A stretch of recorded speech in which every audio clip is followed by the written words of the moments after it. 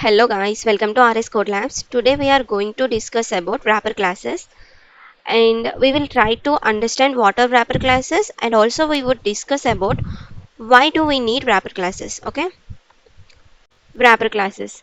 Java provides corresponding classes for each primitive data type known as wrapper classes, and these classes act as wrapper around primitive values and provide additional functionality. And Java provides wrapper classes for each primitive data type. So we know that there are a lot of primitive variable types that we have already discussed about, right? So boolean, char, byte, short, int, the one which we are used frequently, and long, float, double. The thing is, in Java there are corresponding classes for each of these primitive types. So these classes are called wrapper classes because they are like a wrapper around this value. So if I take int, the wrapper class is integer, and all the other ones are exactly the same names except char and int. So the wrapper class for char is character, for int is integer, and remaining all are same. Starting letter should be capital. Okay, boolean, boolean, byte, byte, and all are same. Yeah, the question might be, if I have primitive values, why do I really need wrapper classes, right? The thing about wrapper classes is they offer you a lot of additional options. Let's say, why do we need wrapper classes, right? Conversion between strings and primitive types. One more point we should add here. Conversion between strings and primitive types.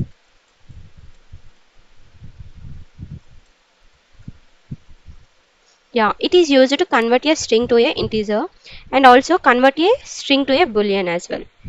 Okay. Let's say I would want to create a boolean value from a string, or I would want to create a integer value from a string. You can do that using wrapper classes. And the next one is collection framework capability. Collections like array list, hash map, hash set, etc. only works with object, not primitive data types. Yes, collections can store only objects, not primitives.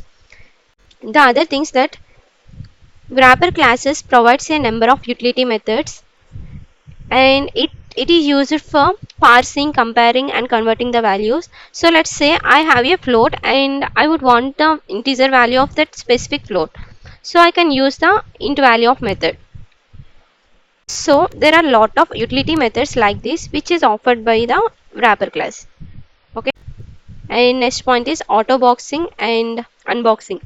Java automatically converts primitive data type to wrapper objects. So let's do an example for autoboxing and unboxing. Yeah, autoboxing, which means it is used to converting a primitive type into an integer object. So here we are declaring a primitive int variable. So int I equals to 10. Okay. And here we are declaring an integer wrapper class object and assign a primitive int value using autoboxing. So integer I equals to, sorry, num equals to I. Now we are printing these values. Sys.out println I.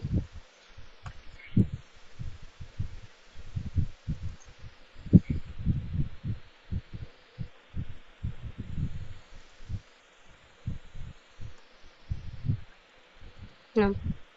Now let's execute the code. Here it prints the primitive int value I. Sorry. This print statement prints the primitive int value and this print statement prints the integer object value. Okay. Let's run the code. Here you can see this one is primitive int value and this one is integer object value. Autocasting can be done in two ways, implicit way and explicit way. We are done in implicit format. Now we do explicit way. Okay. So here again we are declaring primitive int variable. So int a equals to 10 and declare say, so here we are declares an integer wrapper class object and assign a primitive int value using value of method. Okay, so integer I equals to integer dot value of, here we are passing the primitive data, so a. Now the now we are printing values sys dot out println.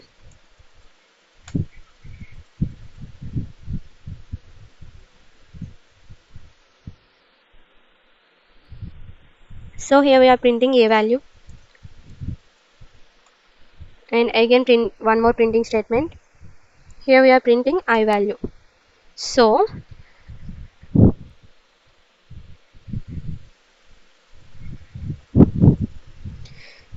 this printing statement prints the primitive int value 10 and this printing statement prints the integer object value 10. Okay, let's execute the code. Here you can see this value is primitive int value and this one is integer object value. Okay, unboxing is used to convert wrapper object into primitive data type. So unboxing can be done in two ways. One is implicit unboxing and other one is explicit unboxing. Implicit unboxing is nothing but converting wrapper object into primitive data without using any method. Okay, let's do the code. Now we are doing explicit unboxing. So this is the process of converting wrapper object into primitive data type by using value method. Okay, so here we are declares an integer wrapper class object and assign the value integer I equals to. Now you also know how to create wrapper classes. Creating wrapper classes is very simple. It's just like int I equals to 4. Yeah, same way. So there are two ways you can create wrapper classes using constructor and value of. We are creating wrapper classes using constructor integer I equals to new integer of 5.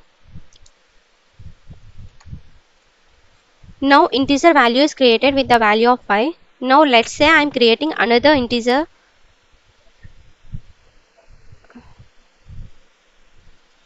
Let's say I am creating another integer I1 equals to new integer of 5. Let's say and I1 I and I1 have same values, right? This is one way of creating integer. The way of creating integers using value of method.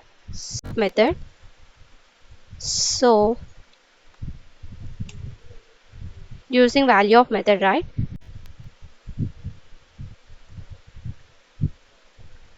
Integer dot value of. We are passing 5 as a value.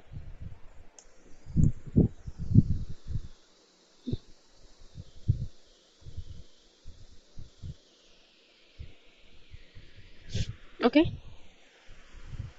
So these are two ways of creating wrapper classes using constructor and using value of method. Okay. So integer I1 equals to new integer of integer I equals to new integer of 5 and integer I1 equals to new integer of 5. So let's write this code again. So same value I am creating two integers. So now I will do I1 I double equals to I1. If you remember, double equals to does not compares the value, it compares the memory allocation. Okay, so I and I1 they have same value but difference in memory, so it returns false.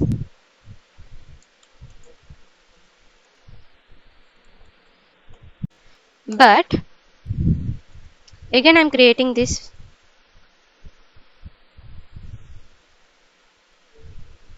So here I am creating two integer values with the help of value of method. Okay, let's consider this one as I1.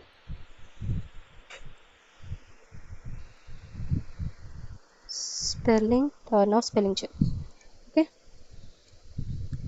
Now here I will do I double equals to I1. So it returns true.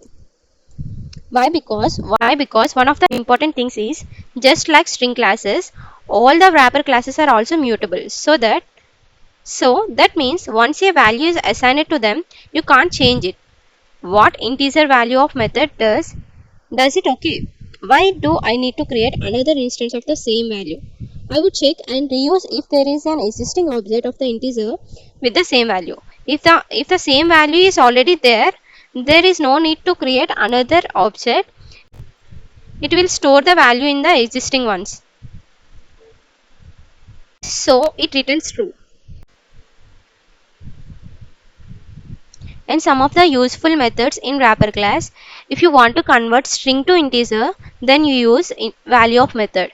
And if you want to convert string to int, then you use parseInt method. If you want to convert integer to string, you use toString method. If you want to convert string to boolean, then you use parseBoolean method. Okay.